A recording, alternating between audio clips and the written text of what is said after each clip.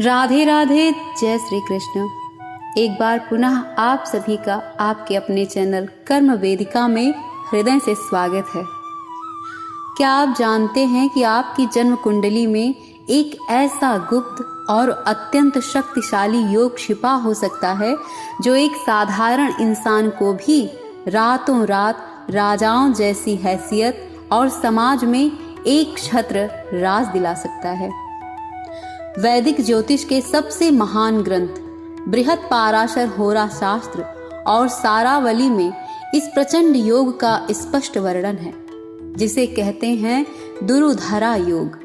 यह योग तब बनता है जब आपकी कुंडली में चंद्रमा के दोनों ओर यानी चंद्रमा से दूसरे और 12वें भाव में सूर्य, राहु और केतु को छोड़कर अन्य शुभ ग्रह विराजमान हो। ऐसा व्यक्ति जन्म से ही नेतृत्व करने और अपार धन भोगने के लिए ही पैदा होता है।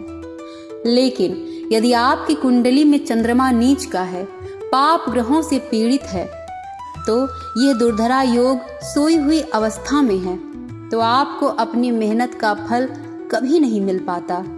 इस सोए हुए भाग्य और राजयोग को जागृत करने का केवल एक ही अचूक और शास्त्र सम्मत उपाय है, श्री चंद्राष्ट विशंति नाम स्तोत्रम, यानी चंद्रदेव के 28 सिद्ध नाम। आज हम पूर्ण विधि विधान के साथ इस दिव्य स्तोत्र का 11 बार श्रवण करेंगे। एकाग्र होकर इसे सुनिए, यह आपके जीवन में धन और शांति की ऐसी बारिश करेगा जिसकी आपने कभी कल्पना भी नहीं की होगी। अथ विनियोगः। ओम अस्य श्री चंद्राष्ट विशांति नाम स्तोत्रस्य गौतम ऋषिः सोमो देवता विराट छन्दः चंद्र प्रीत्यर्थे पाठे विनियोगः। ओम भूर्भुवः स्वः चंद्रमा देवता इहा गच्छतु इहा तिष्ठ सोमाय नमः। चंद्रस्य शृणुनामानि शुभदानि महीपते यानि श्रुत्वा नरो दुःखान् मुच्यते नात्र संशयः। सुधाकरश्च सोमश्च ग्लौरब्जः कुमुदप्रियः लोकप्रियः शुभ्रा भानुश्च चंद्रमा रोहिणीपति। शशिहिमकरो राजा द्विजराजो निशाकरः आत्रेय इन्दुः शीतांशु रौषधीशः कलानिधि। जयवातृको रमा भ्राता क्षीरोदार्णव संभवः। नक्षत्रनायकः शम्भु शिरश्च चूडामणिविभु। तापहर्ता नभो द्वीपो नामान्यतानि यः पठे। प्रत्यहं भक्तिसंयुक्त तस्य पीडा विनश्यति। तद्दिने चापठेदस्तु लभे सर्वसमीहितं। ग्रहदीनां च सर्वेषां भवेत् चन्द्रबलं सदा। चन्द्रस्य शृणुनामानि शुभदानि महीपते यानि श्रुत्वा नरो दुःखान् मुच्यते नात्र संशयः। सुधाकरश्च सोमश्च ग्लौरब्जः कुमुदप्रियः लोकप्रियः शुभ्रा भानुश्च चंद्रमा रोहिणीपति। शशिहिमकरो राजा द्विजराजो निशाकरः आत्रेय इन्दुः शीतांशु रौषधीशः कलानिधि। जयवातृको रमा भ्राता क्षीरोदार्णव संभवः।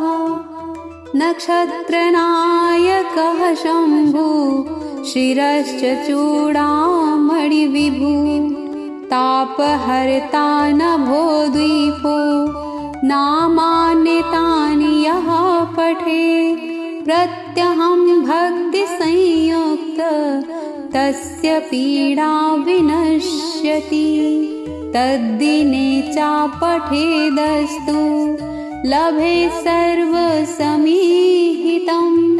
ग्रहदीनां च सर्वेषां भवेत् चन्द्रबलं सदा चन्द्रस्य षड्नामानि शुभदानि महीपते यानि श्रुत्वा नरो दुःखान् मुच्यते नात्र संशयः सुधाकरश्च सोमश्च ग्लौरब्जः कुमुदप्रियः लोकप्रियः शुभ्रा भानुश्चन्द्रमा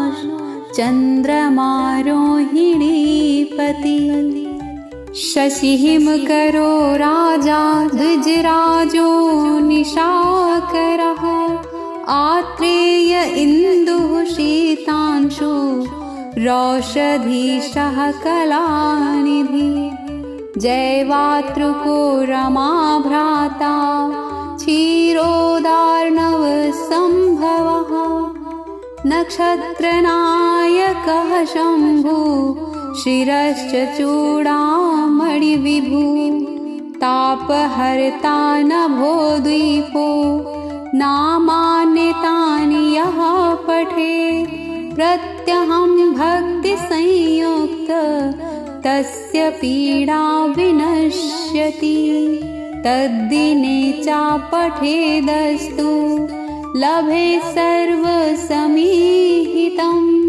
ग्रहदीनां च सर्वेषां भवेत् चन्द्रबलं सदा चन्द्रस्य षड्नामानि शुभदानि महीपते यानि श्रुत्वा नरो दुःखान् मुच्यते नात्र संशयः सुधाकरश्च सोमश्च ग्लौरब्जः कुमुदप्रियः लोकप्रियः शुभ्रा भानुश्चन्द्रमा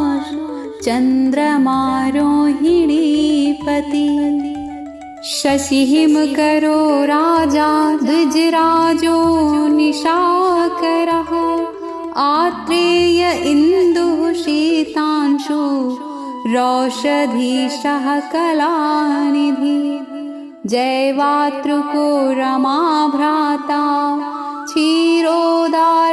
क्षीरोदार्णवसम्भवः नक्षत्रनायकः शम्भु शिरश्च चूडामणिविभु तापहर्ता नभो द्वीपो नामान्यतानि यः पठे प्रत्यहं भक्तिसंयुक्त तस्य पीडा विनश्यति तद्दिने चापठेदस्तु लभे सर्वसमीहितं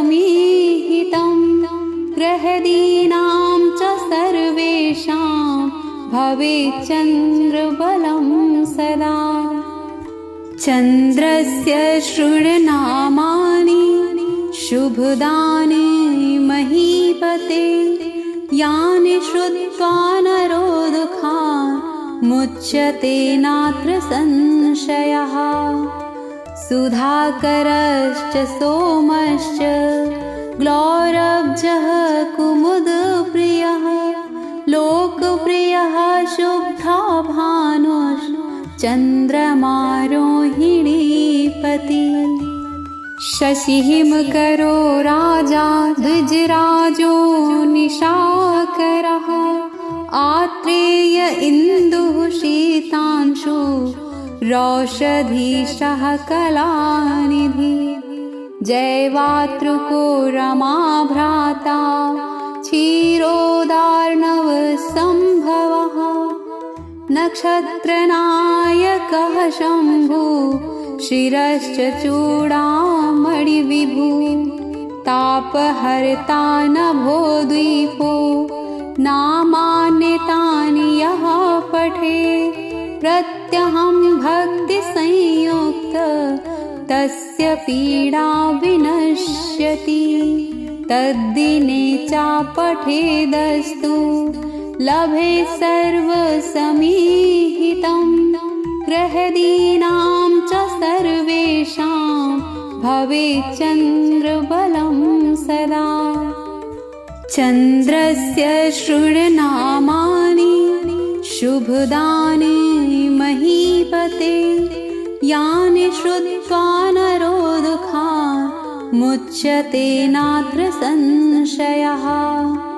सुधाकरश्च सोमश्च ग्लौरब्जः कुमुदप्रियः लोकप्रियः शुभ्रा भानुश्चन्द्रमा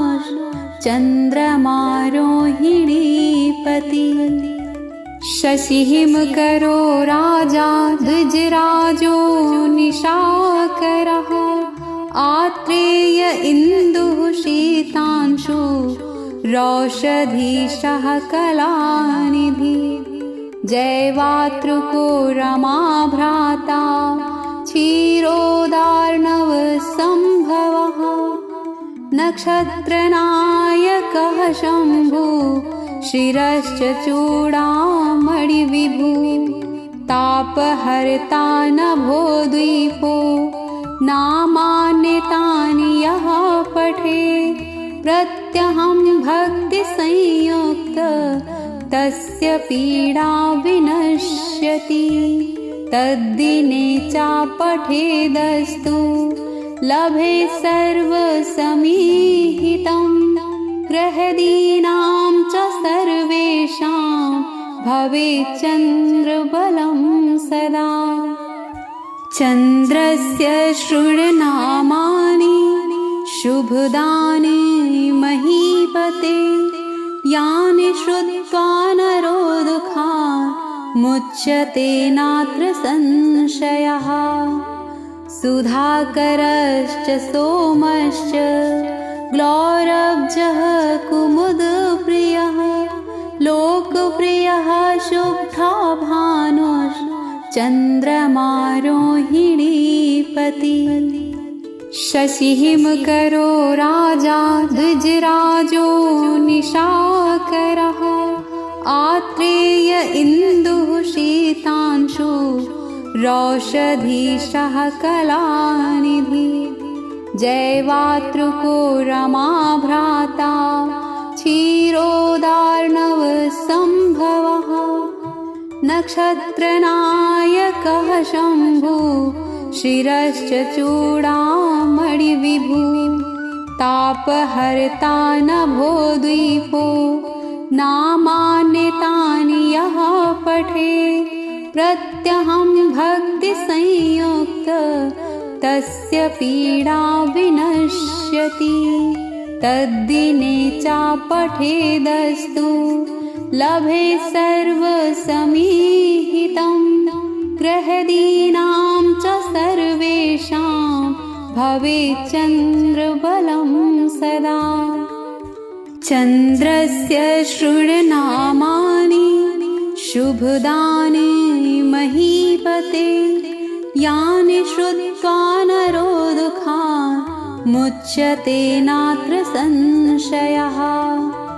सुधाकरश्च सोमश्च ग्लौरब्जः कुमुदप्रियः लोकप्रियः शुभ्रा भानुश्चन्द्रमा रोहिणीपति। शशिहिमकरो राजा द्विजराजो निशाकरः आत्रेय इन्दुः शीतांशु रौषधीशः कलानिधि। जयवातृको रमा भ्राता क्षीरोदार्णवसम्भवः नक्षत्रनायकः शम्भु शिरश्च चूडामणिविभु। तापहर्ता नभोद्वीपो नामान्यतानि यः पठे प्रत्यहं प्रत्यहं भक्तिसंयुक्त तस्य पीडा विनश्यति। तद्दिने चापठेदस्तु लभे सर्वसमीहितं। ग्रहदीनां च सर्वेषां भवेत् चन्द्रबलं सदा। चन्द्रस्य षड्नामानि शुभदानि महीपते।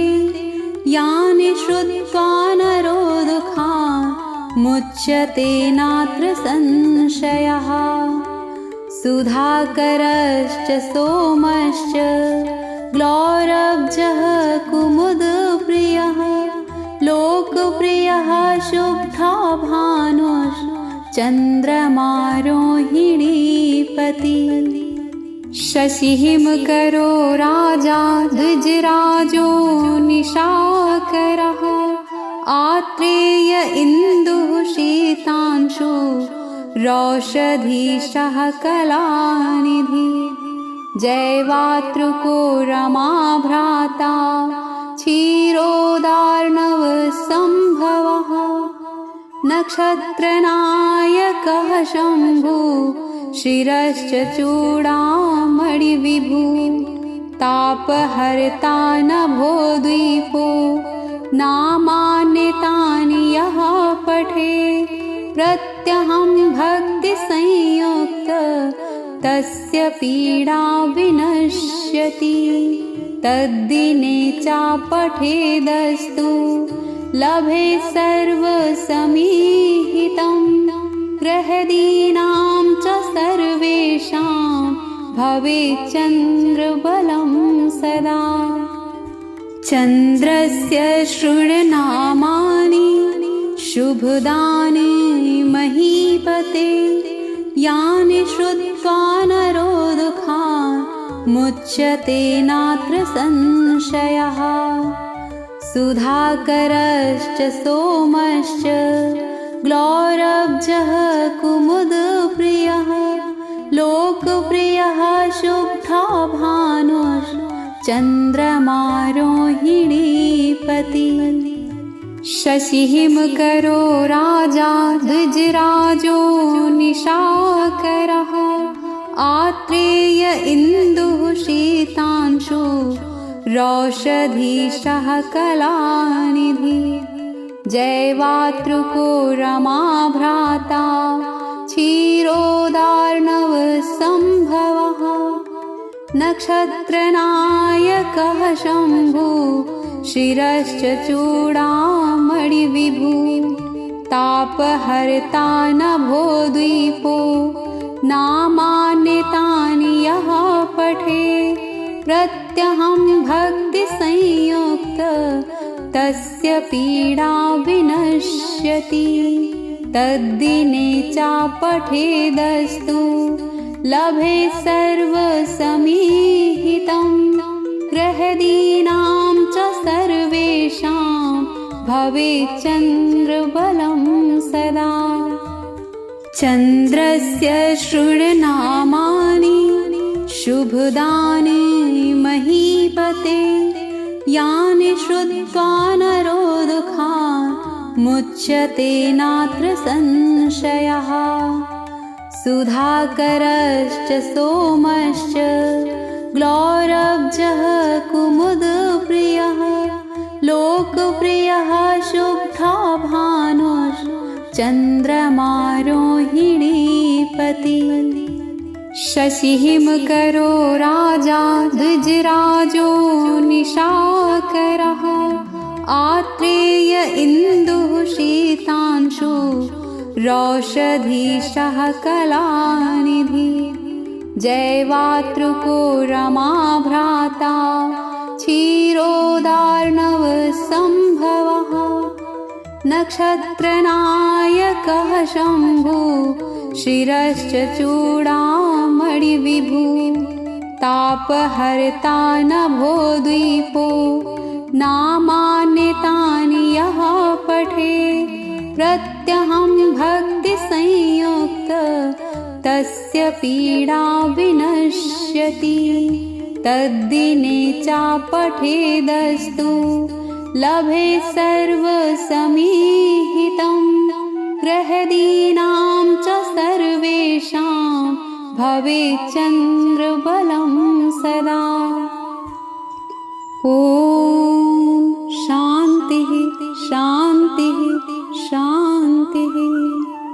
चंद्रदेव की यह शीतल ऊर्जा आपके मन के सभी संताप हर ले और जीवन को प्रचुरता से भर दे। देखिए, ज्योतिष डराने का शास्त्र नहीं है, यह तो जीवन के अंधेरे में एक दीपक की तरह है जो आपको सही रास्ता दिखाता है। कई बार हम दिशाहीन होकर मेहनत करते रहते हैं, जबकि हमारी कुंडली में ही सफलता के गुप्त नक्शे मौजूद होते हैं।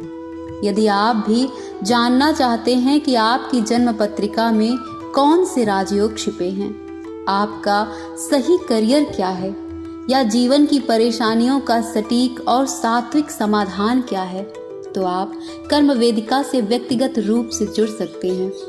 हमारा उद्देश्य केवल सत्य और प्रामाणिक वैदिक मार्गदर्शन देना है। परामर्श के लिए हमारा संपर्क सूत्र स्क्रीन पर दिया गया है। चैनल को सब्सक्राइब करके इस कर्म वेदिका परिवार का हिस्सा अवश्य बनिए। भगवान शिव के मस्तक पर विराजमान चंद्रदेव आप सभी का कल्याण करें। कमेंट में पूर्ण श्रद्धा से लिखें ओम सोमाय नमः। मिलते हैं अगले वीडियो में, तब तक के लिए अपना और अपनों का ख्याल रखिए। राधे राधे, जय श्री कृष्ण।